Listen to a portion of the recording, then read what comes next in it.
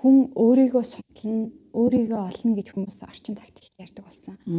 Тэгэхээр хүн өөрийгөө олно гэд яахаа мэдгүй суугаад ахаар одоо ураг удмаа судлах хэрэгтэй байх нь. Ураг удмаа аль нэг талаа орхигдуулахгүй, аавын тал болон ээжийн талаа судлахдаа нагц болон авах талаа судлахдаа бүгдийг нь хідэн үеэр нь одоо хувь тэнцүү судлах нь өөрийгөө яг зөв олох нь гэж ойлгож байна. Зөв.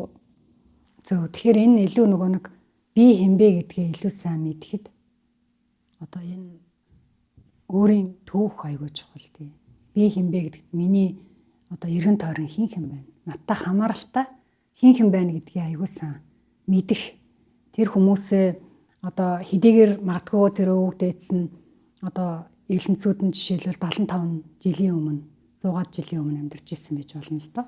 Тэгэхээр тэр хүмүүсийг нөгөө нэг хараагүй ч гэсэн нөгөө нэг ингээд хэрвээ бид нэр тэр хүмүүсийн хийж исэн үйл хамгийн сайн чаддаг зүйл ямар өвчнөөр өвдөжсэн хэрвээ эрт нас орсон бол тэр нь одоо ямар шалтгаантай байсан ч гэдэг юм уу иймэрхүү зүйлийг мэдэх юм бол нөгөө би хэмбэ гэдгийг мэдхэд бас их төхөмтэй болчих.